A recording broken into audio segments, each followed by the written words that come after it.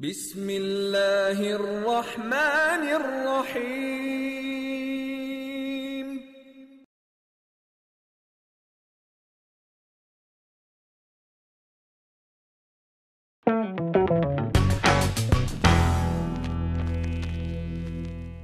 Hello guys, welcome to infamous 5।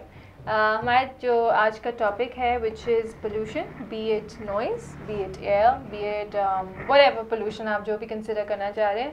और वो शायद मेरी इनकी सजेशन थी, लेकिन जो मैंने अपना पर्सनली एक्सपीरियंस किया है, जिस पे मैं और हमारे जो बॉस हैं कि वो हम काफ़ी इस बात पे भी डिस्कशन कर चुके हैं कि हम किसी भी पब्लिक रेस्टोरेंट, किसी भी बी इट जितना भी बड़ा रेस्टोरेंट हो या जितना भी छोटा रेस्टोरेंट हो, I am talking about standard wise, वहाँ पे एक चीज़ ज़रूर कॉमन है विच इज़ द नॉइज़। हाँ, जो हम वहाँ पे फैमिलीज आई होती हैं, वहाँ पे फ्रेंड्स आए हुए होते हैं, और जिस तरह हम वी आर सो लाउड कि अगर ये मेरे बराबर भी बैठी है ना, तो मैं इनके पास जाके बोलूँगी, जो मेरे कान में बोले कि आप क्या बोल रही हैं, because I barely can understand what you are saying.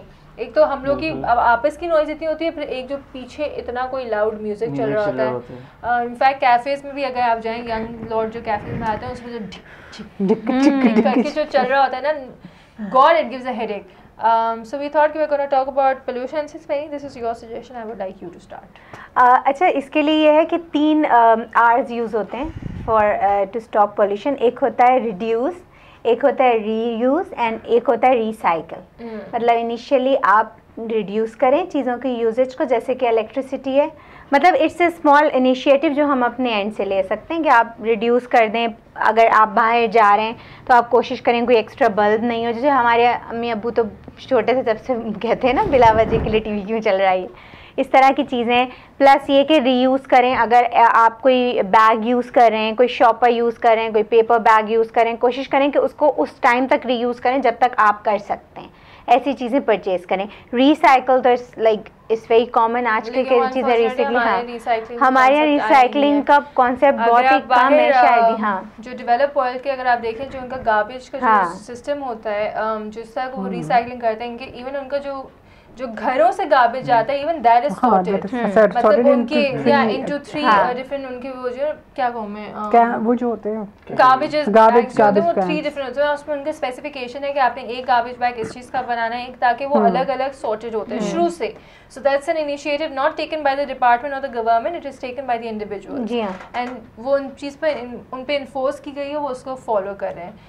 हमारे यहाँ तो आप देखें कि किचन से ही मैं स्टार्ट करूं, अक्सर क्योंकि अपार्टमेंट में मैं रहती हूँ, तो वहाँ पे मैंने बड़ा एक्सपीरियंस है कि आपने कुछ चीज़ इस्तेमाल की है, आपके इस्तेमाल में नहीं, खिड़की खोली, नॉट रियलाइजिंग कि नीचे शायद कोई खड़ा हो या किसी की गाड़ी खड़ी हो। अक्सर गाड़ी पे आप देखेंगे पूरी दाल फैली हुई होती है। आप ये सोच रहे हैं कहाँ से आई भाई ये दाल। और मैं अपना एक्सपीरियंस सीधे बताऊंगी, क्योंकि मेरे डोर के बाहर ना प्लांट्स लगे हुए हैं, तो वो अक्सर जो भी मेड्स आती हैं, जो उनको खाना नहीं चाहिए होता है, वो प्लांट्स के ऊपर छोड़ के चली जाती हैं, पीक थूक के चले जाते हैं, जिससे नफरत है। और वो फिर बिल्लियाँ भी अपने इस्तेमाल में लाती हैं वो प्लांट्स। बिल्लियाँ तो चले ठीक है, that's nature, you can't really help it, but this is not nature कि आप पीक मार रहे हैं आके और आपने कचरा उसके ऊपर छोड़ दिया, जो अलग बलम है उसमें आपने इनफैक्ट मैं देखी थी पीनट्स, किसी ने पीनट्स के छिलके भी डाले थे प्लांट के, मैंने कहा खुदा का वास्ता इसमें भी क्या है। अच्छा, बाज़ जगह तो ऐसा होता है बाकायदा डस्टबिन मौजूद होते हैं, लेकिन वो थोड़ा सा आगे बाहर कचरा फेंक देते, भाई अंदर डाल दो उसके कचरा।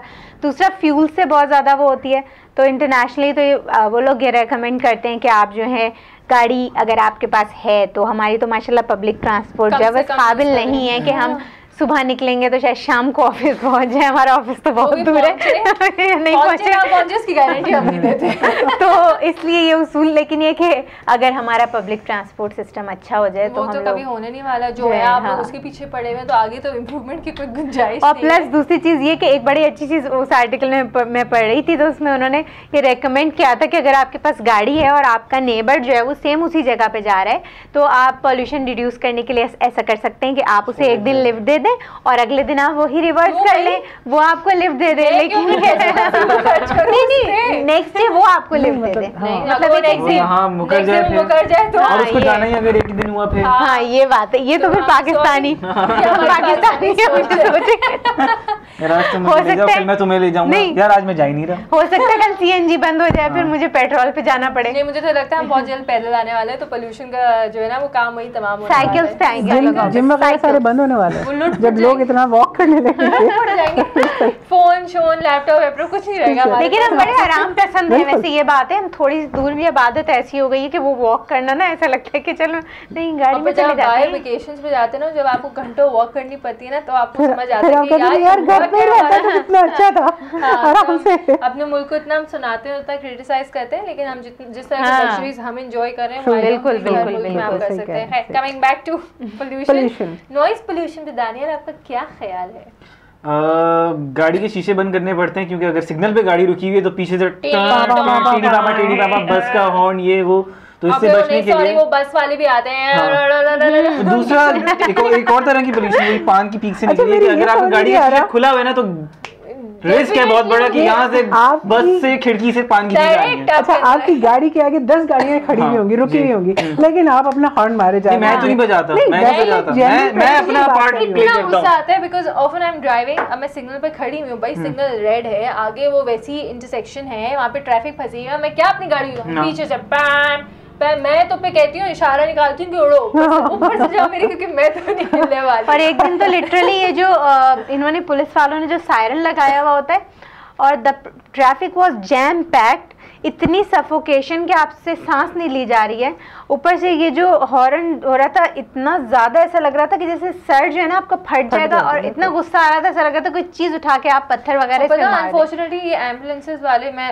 एम्बुलेंस वालों को भी मैंने देखा है वो बहुत मिसयूज करते हैं इस चीज को। They don't have to go anywhere, लेकिन वो बीच ट्रैफिक में खड़े होकर टीना पीड़ा, उनकी गाड़ी खाली है, समटाइम्स देखो ऐसा वो लोग लेने भी जा रहे होते हैं, लेकिन वो लेने जा रहे होते हैं तो वो अकेले नहीं जा रहे होते, उनके साथ एक और आगे बंदा बैठा होता है ले जाने के लिए, लेकिन वो अकेले ड्राइवर होता है। और इस तरह उस दिन मैं मेट्रोपोल के पास फंसी थी और इसी तरह का हाल था, चार तरफ से ट्रैफिक आ रही है, जैम पैक है, वो बीच में मोबाइल खड़ी है टीन, और लेकिन उस मोबाइल ने अपना रास्ता बना ही लिया, क्योंकि उनके पास वो पावर है, हम लोग खड़े रहेंगे आप, और सिग्नल भी तोड़ देते हैं। और माशाल्लाह जब ये बाइक वाले चलाते हैं ना, मेरा तो दिल चाहता है कि मैं या तो मैं खुद उड़ जाऊं या मैं उनको उड़ा दूं, क्योंकि वो नहीं देखते हैं कि आगे रास्ता क्या है, वो इधर से भी घुसेंगे, इधर से भी घुसेंगे। अगर कोई बड़ी गाड़ी उनको हिट कर दे तो इट्स ऑलवेज द बड़ी गाड़ी व्हिच इज रिस्पांसिबल। हमारी वैन के सामने जो है इन्होंने, हमारी वैन के सामने से बाकायदा एक वैन जा रही थी, उसके बिल्कुल सामने से एक बाइक गुजरी जिसपे 2 खवातीन बैठी हुई थी, और सिर्फ इतने से शायद लिटरली डिस्टेंस से बची होगी, अगर वो हिट होती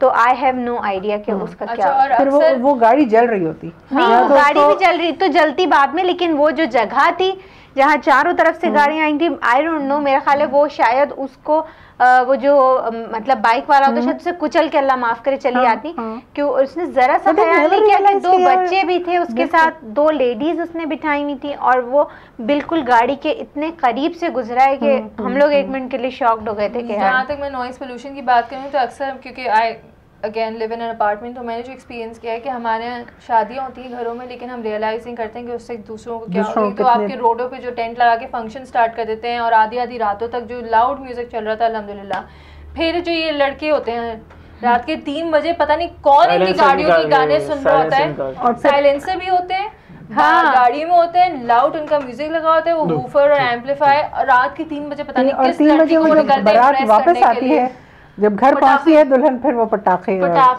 सब होते हैं। लेकिन ये जो रेस्टोरेंट्स में शोर है बहुत ऊंचा, एक तो ऊंचा बोलने भी लगे हैं और ऊंचा सुनने भी लगे, मुझे तो मैंने पहले सोच रही थी कि दिस अफेक्टिंग योर ईयर्स, क्योंकि आप देखिए अब टीवी का भी नॉर्मल आप घरों में जाएं तो वो वॉल्यूम पता नहीं कहाँ पहुंचा हुआ होता है, फुल करना पड़ता है वो, मतलब आप वॉल्यूम 1 मिनट के लिए रिमोट उठा के देंगे, अरे भाई इतना तेज क्या हुआ है। बल्कि मैं नॉइज पोल्यूशन की तो ये भी मैं नॉइज पोल्यूशन समझती हूँ कि अगर आप ऐसे कोई प्लेस में जाते हैं या कोई मूवी पे आप गए हैं तो भैया आप अपना फोन साइलेंट पे कर देना यार, आपका टी फोन बज रहे हैं बीच में, कि मतलब मस्जिद में नहीं छोड़ते यार, मस्जिद में ख्याल नहीं करते लोग इस चीज का। मस्जिद में ट्रेनिंग्स में आप कभी चले जाएं तो बड़ा इतना मजा आएगा कि आप मतलब आप ये भी पता है कि नहीं है, फिर छुपा के आप फोन भी काट रहे हैं, फिर उसको साइलेंट पे कर दो, टी टी टी टी वो बजे चला जा रहा है। I've really realized is कि as humans हमारा एज ए नेशन हम सबकी टोन जो है ना वो पिच जो है वो बढ़ गई है। आई मीन हम आराम से तो बात करना जानते ही नहीं है, और जो लोग कर रहे होते हैं हम कहते हैं भाई जोर से बोलो, क्या बोल रहे हो, समझ नहीं आ रही